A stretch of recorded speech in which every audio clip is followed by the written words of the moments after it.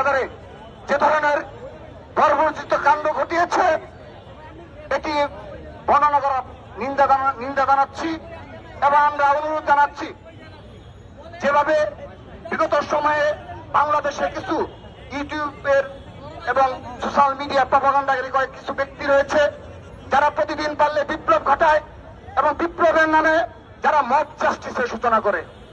আমরা উল্লেখযোগ্য লক্ষ্য করেছি কতিপয় ব্যক্তি যারা বিনা কারণে এই ধরনের মব জাস্টিসের সূচনা করে এবং তাদের পিছনে অবশ্যই কোনো না কোনো উদ্দেশ্য রয়েছে।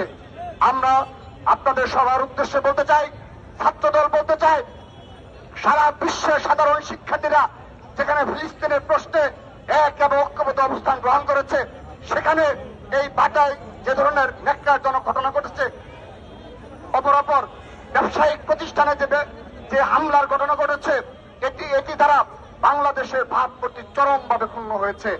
আমি বর্তমান নির্দলীয় সরকারকে অনুরোধ জানাচ্ছি, আপনারা ব্যবস্থা নিন। অতীতে একটি ঘটনার ব্যবস্থা নিতে পারেননি, এভাবে একটি রাষ্ট্র চলতে পারে না। আপনাদের এত বড় ব্যর্থতা কোনোভাবে মেনে নেওয়া যায় না।